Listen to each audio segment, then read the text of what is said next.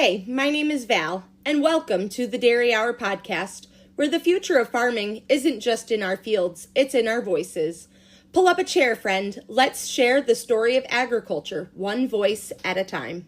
As a busy mom and dairy farmer, I'm always looking for ways to support my family's health as well as my own, and I absolutely love Wonder Cow Colostrum.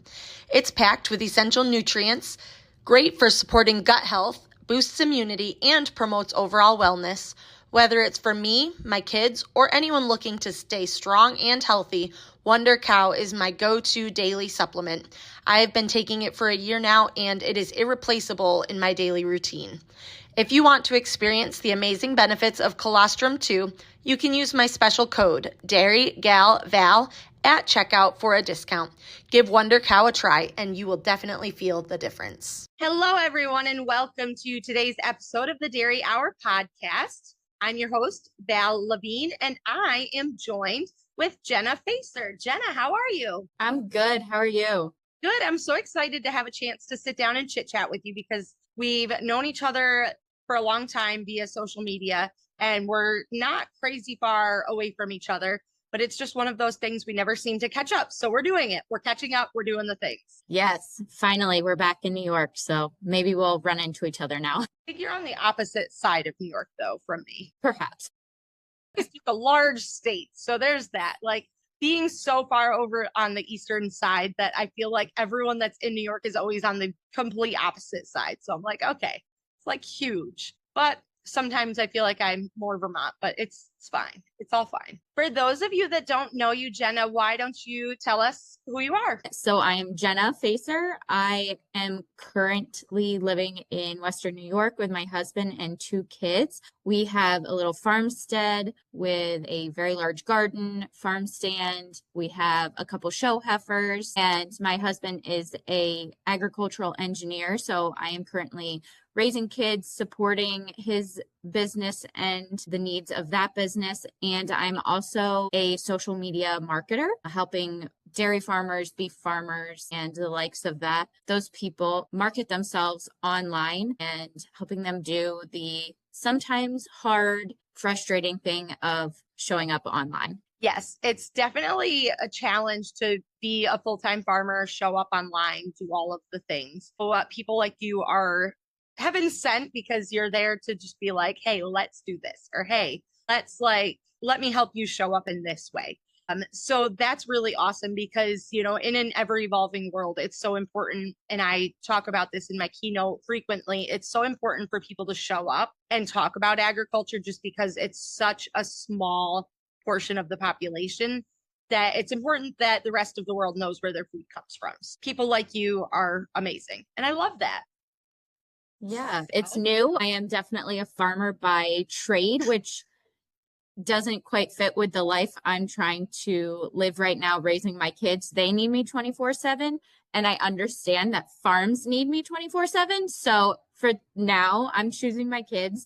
Maybe eventually I'll get back to farming, but in the meantime, I'm really enjoying helping the people, the lifestyle that I love so much, show up so that they can stress less about the online part and get back to doing what they actually want to be doing. I love that. And, you know, it's really great that you have that farming blood in you also because it's someone that understands the lifestyle, understands the, you know, tricks of the trade, helping you rather than someone who doesn't understand why you know, miss a deadline, miss doing this, miss doing that, because farming happens, as we like to say in agriculture. And if things seem like they're going smoothly, it's usually a trick. Because that's usually how that goes. Same with parenting. I'm pretty sure you're like, oh yeah, smooth sailing, like let's go. And then boom, something comes out of nowhere and smacks you. So, awesome.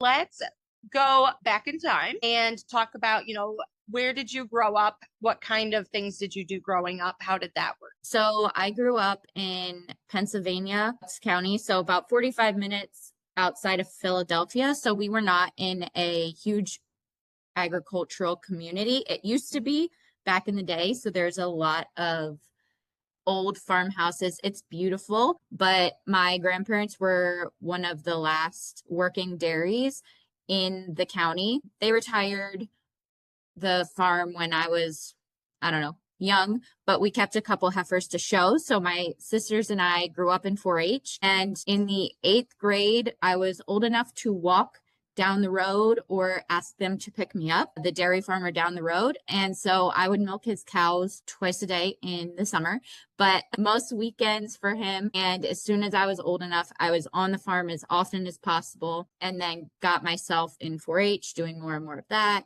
And from there, I always knew I wanted to be in the dairy industry. I love the community. I always have. And I knew I wanted to go away from home. So I went to Virginia Tech, got my degree in dairy science, and threw myself into just about as many dairy opportunities as I could. So, heading off to Virginia Tech and doing all the things, where did you go when you graduated college? I took another internship right after college for ABS. I hadn't done an industry job. I had done only on-farm jobs. So I took an industry internship with ABS. I really enjoyed it, but ultimately wanted to be back on the farm. So I took a job in Lancaster, Pennsylvania as a calf manager, which I never really saw myself working with just calves. I really enjoy repro, maternity, that side of cows. But this was an opportunity that I just couldn't turn down. I was hired to start a green site, calf facility, group housing, acidified milk, which they had never done. So pretty much they were hiring me on to figure it out for them. And that was right up my alley. Awesome. And I want to kind of scoot back to, you said you worked for ABS Global for a little bit, and it was your first time really being off of a farm as far as in the industry job. What kind of things did you learn while you were out in the industry job that you were able to then apply to being more on the farm? Or what life experiences did it give you? It gave me more of an appreciation for the people supporting the farmers. As a young woman who thought she knew it all, firstborn daughter type of situation, I assumed that farmers worked the hardest. And while that is still true, we can't do it without the industry people and all of the work that they do to make sure that we can do our job. And I think that carried me far throughout my career in Lancaster, is just giving a little bit more appreciation to the people trying to help me. Yeah. No, that definitely makes a lot of sense. And my time as a milk inspector off the farm definitely gave me that. And it also helps you learn to deal with all the different personalities that come your way, because, when you're on the farm, farmers are all so different. You have like the younger generation farmers that are like very proactive, very, receptive to other people coming on the farm to, use them as a tool rather than like an enemy. And that's something that I learned, pretty early on being a milk inspector, especially a female one, that sometimes, those old farmers and anyone that's around farmers that, has been around a little bit knows what I'm talking about. There's those old style. They didn't want a woman there. The milk inspector was bad news no matter what, whether she was there to help you, there to, do something else, whatever it may be. It definitely teaches you to, be welcoming, be, happy for anyone who's coming in onto the farm, and let them be a tool to you instead of just being like the stupid milk inspectors here again. Like I always tried to have that about me. Like, I'm here to help you, not to just be a thorn in your side. Like, I want you to be successful, because if you're not successful, then I'm not doing my job. So I completely get where you're coming from on that end of things, but it definitely makes you appreciate the cows that don't talk back a lot. Right.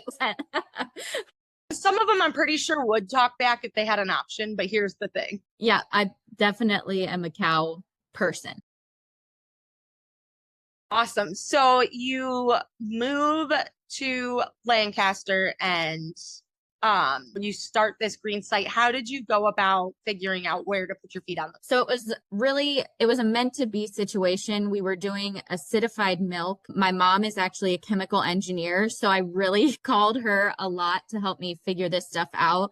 I ended up traveling to a couple different farms that also did acidified milk, picked their brains. I worked with our veterinarian at the time, and we started small. The calf facility was not ready until 6 months after I started, which was great because I had an opportunity to work in the maternity site and with the herd manager to really get a feel for what was going on. I pause you for 1 second. Yep. Can you just explain what acidified milk is to those that may not know? Yes. So acidified milk would be, we fed whole milk that was then cooled, and we added an acidic component to bring the pH down and stabilize the milk. So it's similar to preserving food. You add lemon juice or citric acid or something of that nature. So we added a food grade preservative and brought the pH of the milk down to a certain range so that we could, some of the bacteria was killed, but most of it was just stalled out. As long as it stayed at that pH,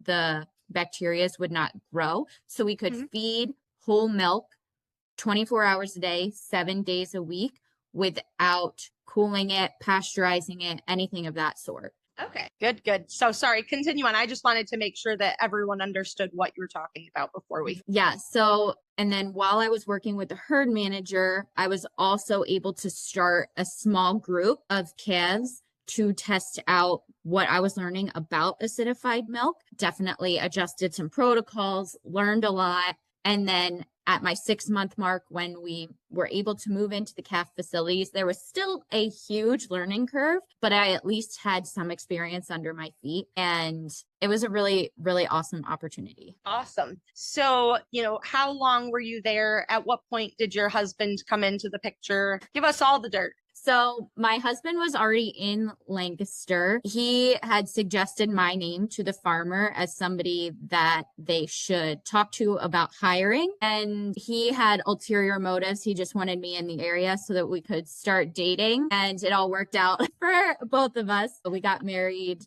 4 years after that. He actually started working on the same farm as me in 2018, which would have been 2 years after I started as the general operations manager.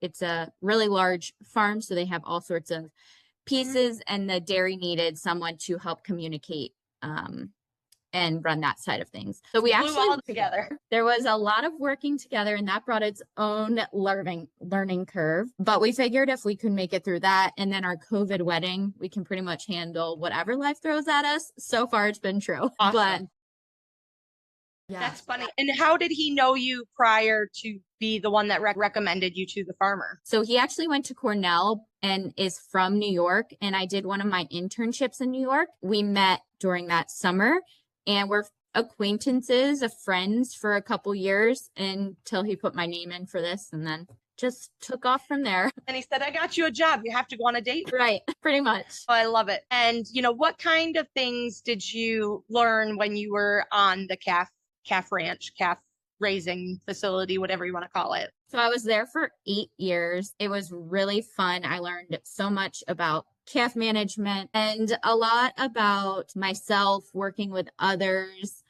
and how it all just has to tie in, how to not burn yourself out. I definitely we were 2 people working on the farm, willing to give it everything we had. And when we got married and I had my first daughter, it was really hard to give everything I had to the farm and also be a present wife and mom. So that was a huge learning curve. Like you said earlier, every time you think you have something figured out, life's, and you have to rearrange everything. So that was a huge mental journey that I had to go on, but it has served me well since then. Yeah. So, I hope you don't mind me digging a little deeper into this, but I think that that's a thing that a lot of people, especially women in agriculture, end up dealing with. At what point were you like, oh my gosh, something's got to change? When I had to go back to work, I was lucky enough that the farm was big enough that I was able to actually have a 12-week maternity leave, which is unheard of in the farming community. I was really thankful for that. Granted, I lived right next door to the farm, so I would still go over several times a week and answer questions, walk through, but I wasn't expected to show up at a certain time for 12 weeks, which is crazy in the farming community. So when I went back, going back 6 days a week was impossible. I had to sit down with my husband, with myself, and really come to terms with the fact that we didn't have family in the area, so I had to hire out childcare. And while that childcare provider was amazing, she wasn't family, she wasn't her mom. And I had to sit down and say, if I'm having kids, why am I hiring somebody else to take care of them for the majority of their time? It just wasn't for me. I was raised by babysitters and nannies, so I get it, but it just wasn't what I wanted for our family. So I talked to my husband. We agreed that I would go part-time if the farm would allow it. Again, it's not something that every farm has the opportunity to do because it's just not, it doesn't make sense for every farm. Yeah. And so I went into it, the conversation, knowing that it was very possible that he was going to have to let me go. But luckily, prior to getting pregnant, I had started training people to do my job as well as me. And that was another mental roadblock. You don't want to make yourself replaceable, but I knew somebody else had to be able to do what I could do for the welfare of the calves. And I'm so thankful I came to that conclusion when I did, so that I could have this opportunity to go to 3 days a week and still be a mom, 4 days a week, still be the calf manager that I wanted to be 3 days a week. So it was a great opportunity. It was a good pairing, the farm and I understand that can't happen everywhere. And I am so grateful that I had this opportunity, but also I was willing to train somebody to be as good as me. I think as farmers, we sometimes get worried that we will be replaceable. Yes, 100%. I think that, thankfully to our generation, we're starting to figure that out and starting to realize that, like, hey, we're all in this together. We all need to be responsible. We all need to be, on the same page. We all need to be capable because, like, the theme of today's conversation, life happens, and we need to make sure that our animals are still first and foremost to whatever's going on. Make sure that they still do get the care that they deserve, and need. So kudos to you for realizing that and, taking those proactive steps to make sure that things were going to flow smoothly, because you also could have been that person that said to your boss, like, hey, this isn't working out for me, like, peace. And no one knows what's going on and chaos breaks loose. And, it's not really the cool thing to do to the farmer, but it's really not the cool thing to do to those calves that are depending on, a specific level of care and a specific level of, how things go every day. So kudos to you for realizing that and, taking the proactive step on it. Yeah. It was a great opportunity. I loved my job so very much. I told my husband it was my first baby and I could never just abandon it. And then my real first baby was born and I was like, okay, this step back is actually going to be easier than I thought. Yes. And also when you were there, I know you did start sharing online. So if you want to talk a little bit about how that came about and, what prompted you to start sharing and doing all the things. Yeah. So I started sharing about my mental health journey with working and trying to be a well-rounded, healthy human. As somebody with childhood trauma, I dealt with a lot of random outbursts, I guess, where I didn't know I was going to have emotional issues. And then randomly in a day, I would. And it affected my work. And I realized I was not the only person dealing with this. And so once I got my routine going and I was feeling much healthier and safer in my own self, I started sharing it online, and a lot of farmers and just women in general connected with that. And then I tied in calves because what I was doing was really unique in my area. And so I had a lot of fun sharing all about taking care of calves and how I fit taking care of myself into a crazy farmer schedule. And I think it blew my mind as well as other people's that you don't have to spend this 12-step 3-hour routine to take care of yourself. And it doesn't all just have to be about aesthetics and, the whole 9 yards. But I had a lot of fun connecting with women and talking to women farmers about that journey and just going through the conversation of it not being a destination. Like, I will never not have mental wellness concerns. It's going to be something I deal with for the rest of my life. And that's another hard thing that women deal with. We're like, okay, this chapter is closed, on to the next to-do list. And as inconvenient as it is,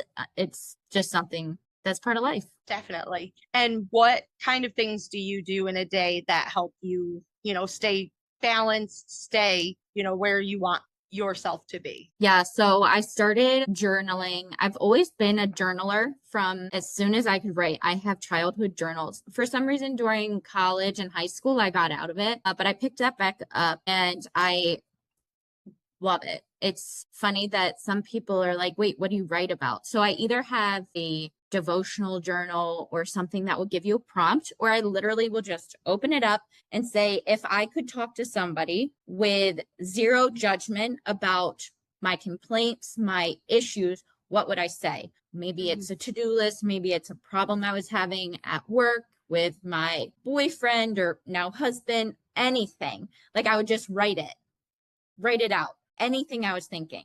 And then I got to the end and I was like, well, that's not nearly as severe as I thought it was. We're gonna put it away now. I don't have to carry it and we'll deal with it later. And I think that really, really helped me work out so many issues. Journaling is something I still do. I work out. I need at least 30 minutes of me time. I like to be strong and fit for not just my job, but now taking care of kids. And yes, there's a aesthetic component and all the 9 yards, health, all the things. So that, and then like a closing down routine at the end of the day. I don't just like to scroll on my phone and willy-nilly just get in bed. I have to like shut my brain down and convince myself that we are all safe and here and present and it's going to be good. So taking a minute to say, what did I like about today? When did I feel safest and happiest? And what good moments do I want to take note of? And I'll just write literally 3 sentences at the bottom of my journal. And it just helps me shut down and know that the day was a success, because for all we know, it could be the last day. And I think it just helps to end the day and start the day on a positive note. That. And, I have never been a journaler. I've seen the really cool things that people do and, how successful people are journaling. And I unfortunately have not gotten myself into that yet. It should be something that I add to like trying to do, because I bet you it would help me a lot as well. But that's a story for another day, me trying to actually get it accomplished. But I too definitely am a workout. It makes me feel good about myself. It makes me a better person. It makes me function. Like, the mental clarity that it provides is amazing, because days that I don't make it to the gym, my brain is nowhere near as focused and ready for the day, it's amazing. And this is something that I've like recently, within the last, I think it's been 2.5 years almost, that I've consistently showed up for myself. And I don't ever want to go back to the person that I was before I was not putting that priority on myself, because just that functional, like, I am probably never going to have a 6-pack. Like, let's just throw it out there, because here we are, like, living my best mom life. And pack probably not in my future, which is fine.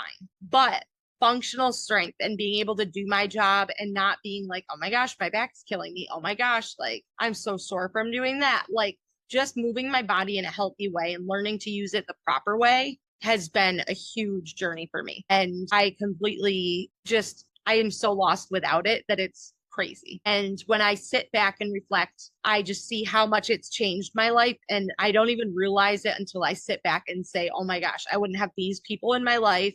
I wouldn't be able to do this. I wouldn't be able to do that. I wouldn't be able to keep up with my kids nearly as much as they grow. And that's amazing. Like, even we food truck, and this is like one of those really funny things that you don't realize is like hugely effective. We do, it's a boot camp style gym. We do what they call box jumps. And I love to box jump, and I think it's so much fun. but when we go food trucking and you need to jump up and basically grab the window of the food truck to swing it down on the side of the trailer. And it used to be so hard for me. And now I just like channel my inner box jump and I like leap up, and it cracks me up because we were at a graduation party last year and we were parked on a hill. So the window was like extra high. And these boys, the teenage boys, they were all out in the yard playing. And here comes the food truck lady wandering out. She's going to go shut up her food truck. And I like kind of crouched down. I'm like, okay, everyone's watching me. Like, Pressure. don't miss the window, like just get it done. So I crouched down and I, gave it my best and popped it right down. And all these 5 teenage boys, they all look at me and they're like, wow. It's like, thank you very much. I'll Like, be here all night. glad that I'll be in making these teenage boys impressed. Like, go Right. me, here's your pat on the back. Like, it's wonderful. Oh my gosh. But it's just little things like that I'm like, I used to jump up, or I'd have to pull a stool around and like stand up on it to lift the thing down. And now it's like second nature and I just pop up and do it and away I go. So that Right. functional strength is amazing. The confidence and just in yourself that you get from just knowing you can do these hard things is pretty wild. I've seen a quote recently. It's like, sorry to tell you, but the drinking your water, working out, getting enough sleep at night, and eating your protein actually works. And it's like, yeah, I wish I didn't have to wake up at 5:30 in the morning to get these things in before my toddlers wake up. But I am a much more pleasant human to be around when I just get that 45-minute to an hour block of just me time, 30 minutes working out, a couple minutes of journaling, and then just if I'm lucky, quiet moment. It's right. Yeah. Like, it's the simple things. It is. It's the little things, like a giant cup of coffee. So awesome. So back to calf farming it. And, you went down to part-time, realizing that you needed to be able to, as they say, quote unquote, balance having a baby and a job and all of the stuff and things. How did things progress from there? So it took me a little bit to really understand that it was okay for me to have my daughter in childcare while I was at work. So one thing that somebody told me was be where you're at and do your best that day. So when I'm at work, I know my daughter is safe. I chose where she's at for a reason. I don't need to stress and worry about whether she is getting the loving care that she needs. She absolutely is, even if it's not for me.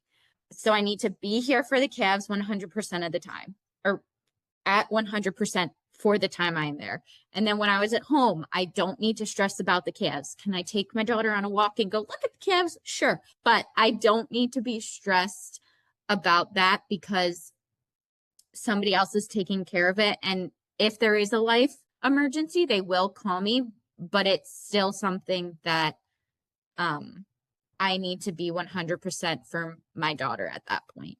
That took me probably a year or so to get under wraps. And at that point we were like, oh yeah, why not throw a second one into it? We got one under control for one right. day. Let's go. Baby number 2. Let's go. Yeah. We popped out a second one pretty quick.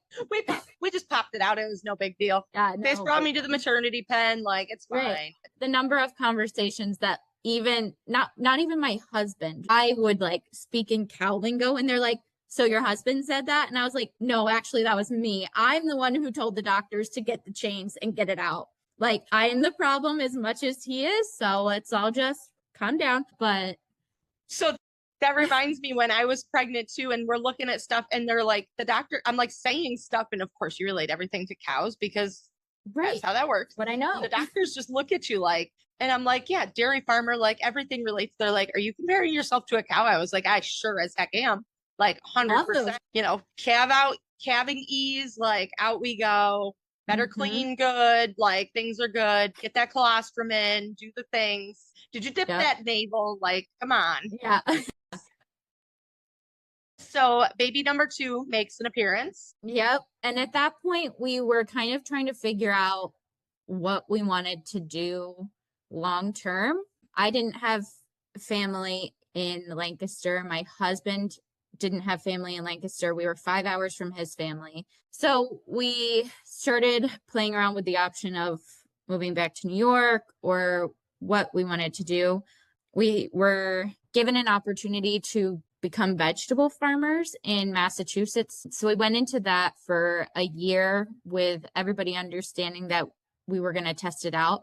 For a little bit of background, my husband is from the produce industry. He did not grow up on a dairy farm. His dad is a vegetable and fruit broker. His sister is also in that industry. So that was not a super long shot for him. And I got to be a much more present mom. I still worked at the farm stand for 8 hours a week. But we quickly realized that that was also 5 hours from both of our families. So, and we missed the dairy industry. I missed the dairy industry so very much. So we decided after a year there that we were going to move back home to Western New York, where we are surrounded by dairy. And it just feels, I'm not from here, but ever since I did my internship here, like Western New York has always felt like home to me. And so it's nice to be back surrounded by dairy and so close to family. We've never lived this close to family and friends. My social cup runneth over. And it was almost a little too much. Some days. My husband joked that it was like going to be releasing a Amish woman on Rumspringer, that I didn't know how to behave in public anymore because I rarely saw this many people. And now I was getting all of this social interaction. But that's it's wonderful. been super fun. Compares it to the Amish. We were in Lancaster. That's how you know. We travel to Lancaster, a lot. And I love seeing the young Amish boys. And they've got these like pimped out rides and all of the fun things. Like when I say pimped out, I mean like fuzzy dice hanging from the mirror, underglow under their carriages. And I'm just like, yep, hilarious. Honey's looking for some good Amish honeys. Or you go to the auction barn and they're trying out horses up and down the road looking for the fastest sports car they can find. And I'm like, yeah, it is just hilarious. Like teenage boys, they're out trying to like either find a big truck or like, sports car.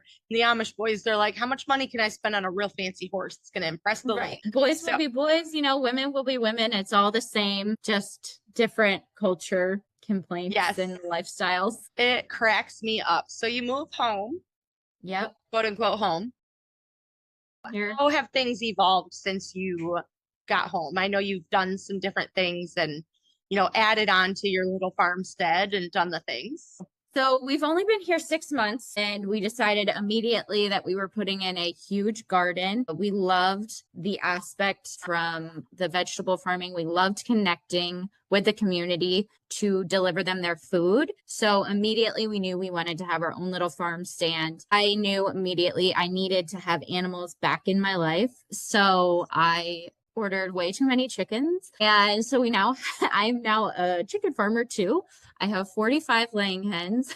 My husband is like, I'm sorry, what? You did what now? Yeah. We converted one of the oldest parlors in the county that we live in into a chicken coop. Oh. It got my husband a little upset, but it works perfectly for the chickens and it gave it new life. So we got a couple show calves and renovated our barn. And yeah, my husband's business has been growing, flourishing. He's very busy, and that's super fun to see. And one of the reasons we came back was so that we could be surrounded by family and friends and back into this dairy farming community. So he's been called in to help chop hay and do other things like that. So it's been great to be like, wait, this is why we did this. Make time, say yes. I'm dropping everything. We're taking the kids to go ride in the tractor with him and just taking the moment to be like, this is why we are doing this. The laundry can wait. Like the things that both of us think need to be done in that minute can wait because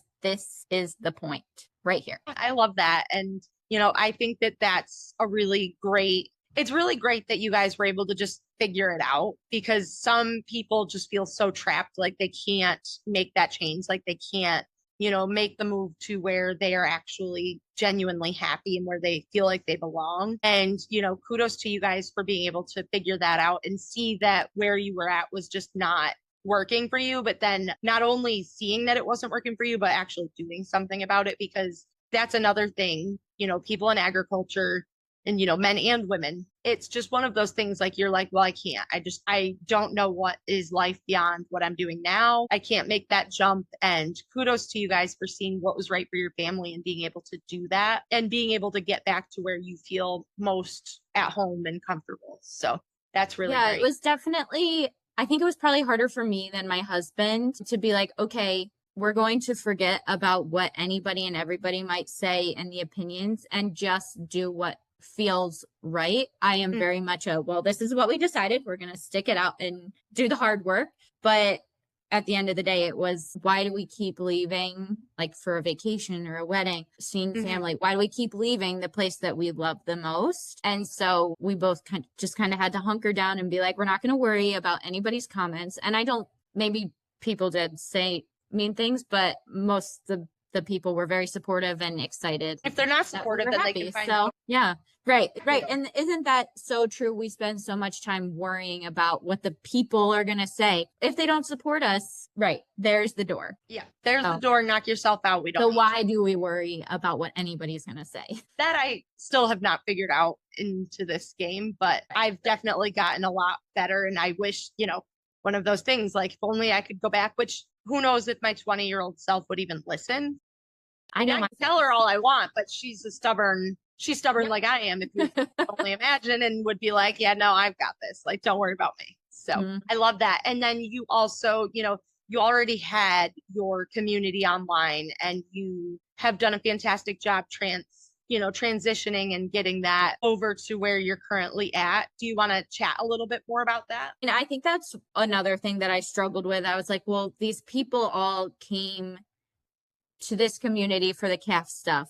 And now I'm not even on a dairy farm when I went to the vegetable farm. And now I'm back and I do have some animals, but I'm not a calf girl anymore.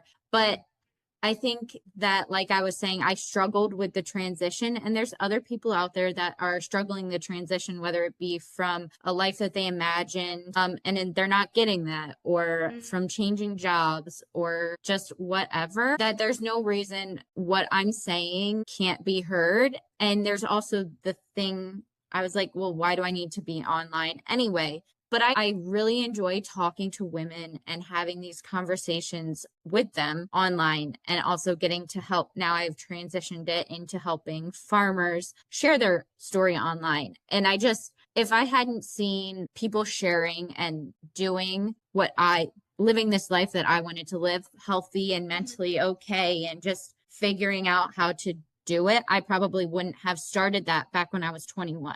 So if I can help one person be like, it's okay if I try something new for a year, decide I don't like it, and come back, then it's all been worth it. Or if I can help one farmer sell more beef because I helped them show up online more consistently, success in my opinion. And are you currently looking for clients? Yeah, I could take on one or two more. Perfect. My books are getting a little bit full, but yeah. Good. Here's your shout out. Like, if you need help sharing online, here's your girl right here. So yes. Shout out. I'm working on my digital resource for farm girls who want to show up online but don't want to hire it out. I'm hoping that will be out this fall. That will be my second book. If you are at all interested in raising group housing calves and acidified milk, I do have a book available on Amazon, Group Housing for Dairy Calves. Awesome. I'll have you send me that link, and I'll link it in the show notes for this episode too.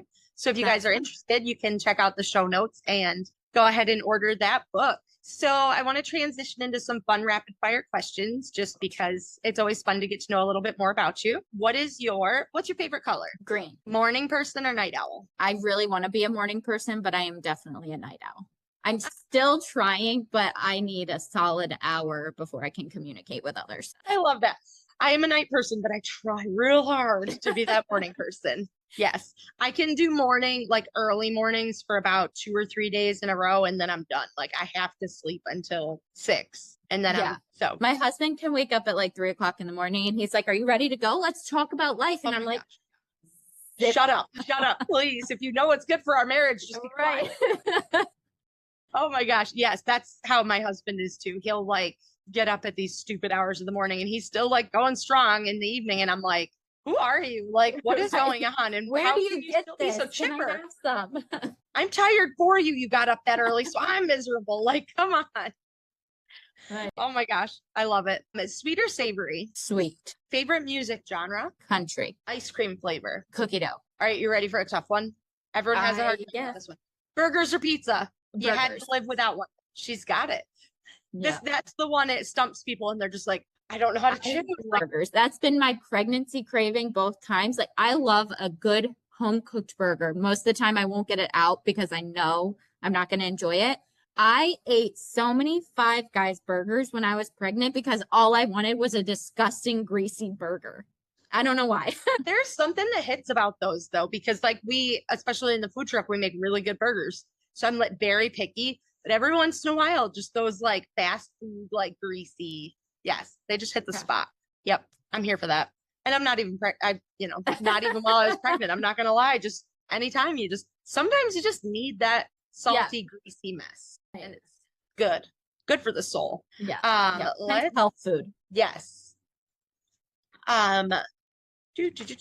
Favorite social media platform to show up on? Instagram. Have you gotten into the TikTok craze? No, I have tried to, and I've done well with the videos I've posted. I can't, that's a lot of different things, which is hilarious because I can come up with content for all of my other clients. No problem. Myself, poke my eye out. I can't. I love it. If you could time travel, would you go to the past or the future? Am I doing something or just visiting? Whatever you want to do. The future. She's not 100% convinced on that guy. No, not at all. It might relieve some anxiety. I have a lot of anxiety issues, but also probably would make it worse. But I was gonna say that's how I would feel. Like, would it help or would it make it worse? Right. Let me have anxiety about trying to relieve my anxiety. Just a minute.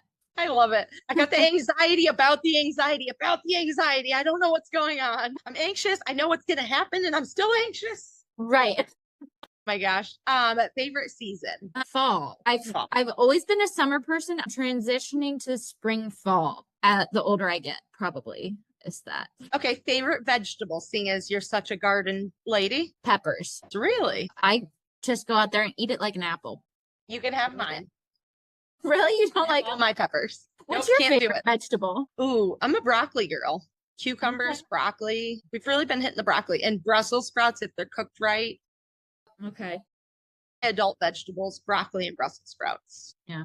Doing all the things. I feel like peppers are just so versatile. You can do so much with them. No, I've never liked them. And I blame my mother for this because she does not like peppers. So I've just never been into peppers. My kids will eat them. But well, both of my girls. My son, he would rather just not eat vegetables at all. So, but the girls both eat peppers and they'll eat them like an apple, like you will. So I don't know.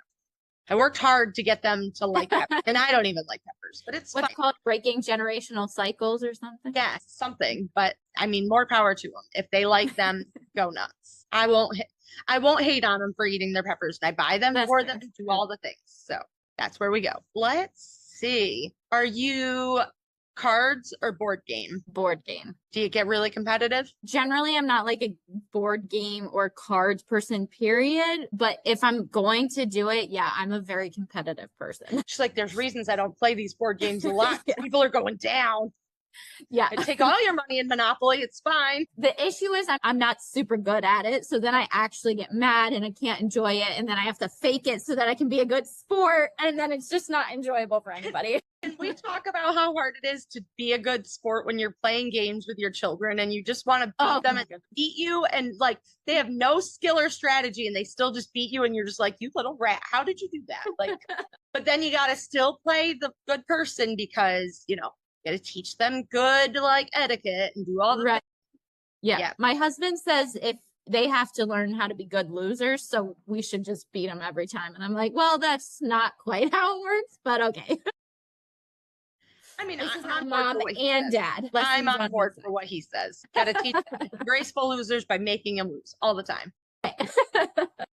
And I'll get if I lose horribly, they'll be like, but did you still have fun, Mom? And I'm like, yep, sure did. Sure did. Next time you're going down. Oh my gosh, I love that. Favorite holiday tradition? I struggle with traditions a lot, but we are trying to, and this year is going to be fun. My daughter is turning 4, my oldest. And so we're trying to really get into birthday traditions of like, it's all about you that day. You get like a mommy or a daddy and you day, the letters, and just celebrating everything that has occurred over the last year. And I'm loving how that tradition is now coming to life now that she's 4 and like excited about it. That's been one that we've started when she was little, but obviously she didn't care when she was 1 and 2. 3 was like kind of cool, but 4, she's looking forward to it, which it's in like 3 weeks now. I can't believe it. She'll be 4. And stop, unfortunately. I hate to be fair with that.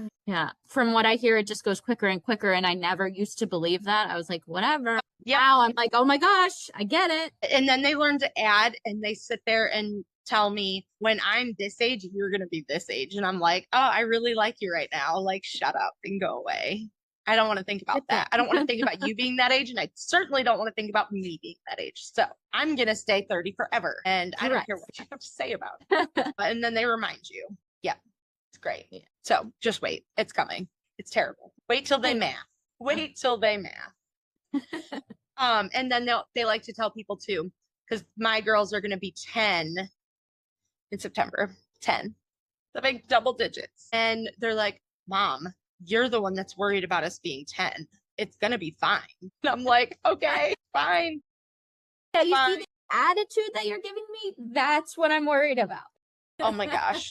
Yeah. God help me. There's 2 of them. So, and they are mini me's. And I don't think that's a good thing. So here we are. But then they get the 2 different personalities going on. And I was like, there's one of my personalities. There's the other one. Oh no. Like, here we go. What? Yep.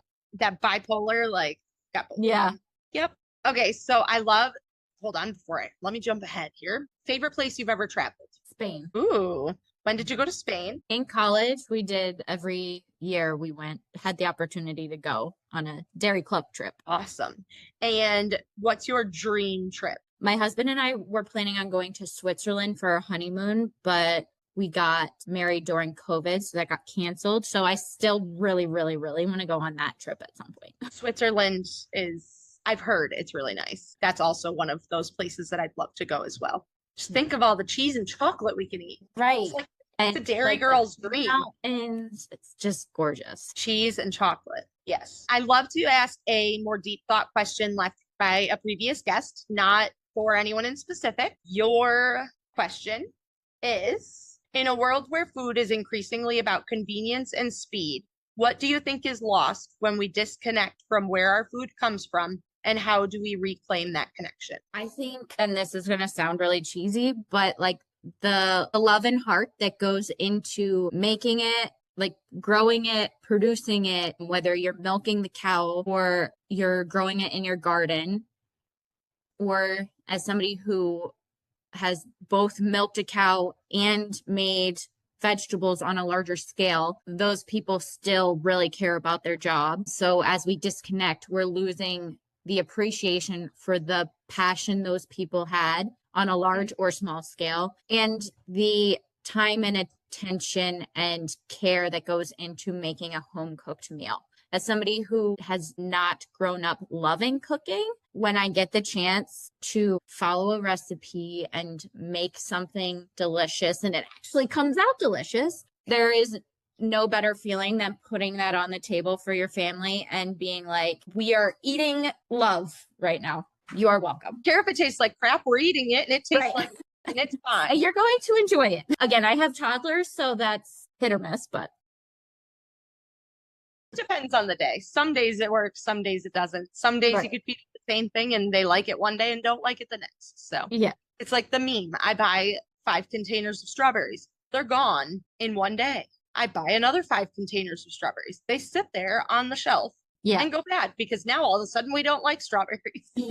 And so is the life of kids. Yeah. I have a couple of containers of food sitting in my pantry that can vouch for that statement. And one day they just decided that they didn't like it. And then they get their own opinions. So yeah.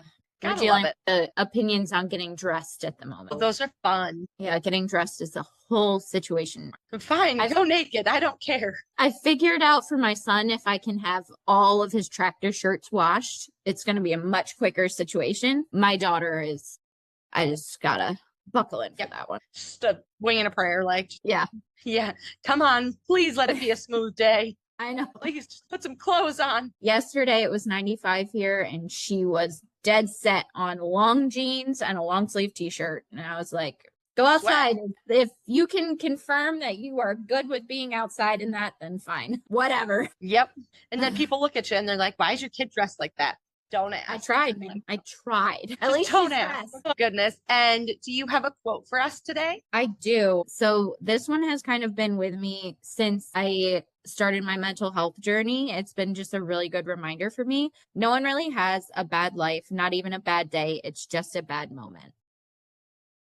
Why? Yep. It's so easy to have one inconvenience on top of maybe another inconvenience, and all of a sudden just everything is terrible, and naturally then everything else is going to be harder and go wrong. But even if you can, right now I'm in the season of toddlers, as I've mentioned time and time again. So if I have a hard morning, I try really hard to break it at that midday section. And I'm like, okay, preparing for second shift. It doesn't matter what the morning is going to be like. We are all taking a minute, even if we fought naps and nobody took a nap. We are all sitting down. We're going to take some deep breaths. We're going to reset. We still have half our day. We're not going to just completely blow it thinking it's bad. Mm-hmm. And the number of times that has, sometimes it doesn't work and it's still a really hard day. But more times than not, the day can 100% be saved. And at the end of the day, if you can say it was a good day, like, isn't that the whole point? Whether you are farming or parenting or helping somebody in the industry, if you have a bad farm visit or a bad hay day or whatever, just pick it up, put it in. Actually, I might have gotten that statement when I was a power lifter in high school, because we would do like 3 sets. And so he'd be like, my coach would say, it was just one squat. You can do the next one. Just isolate it. That doesn't matter. Just move on to this one. The way that went is not worth affecting the rest of your life. Awesome. I love that. And it definitely is a good way to remind yourself, like, that it's just a bad moment. And I've talked about this before on the podcast. Like, I am a huge believer in the fact of, like, looking at a moment and being like, okay, is this going to affect you in an hour? Maybe. Is this going to affect you tomorrow? Maybe. Is it going to affect you, a year from now, 5 years from now? What is the way that's going, how far is this actually going to affect you? Is it just a bad moment? Is it something that is actually, life changing, as they say, or is it just a blip in the radar? Can you move on from it? Can you just keep going? So I really like that. And it is a good reminder that sometimes, especially those of us with small children, sometimes we just need to take a reset and erase. And sometimes if we come at things with a more positive attitude and let go of things that have happened prior, it's amazing how often it can just change your day around. So I really like that. And it's very unique and it's very fitting, I think, for you and your story. So I love that. Thanks. Awesome. And Jenna, anything else that you want to share with everybody? I don't think so.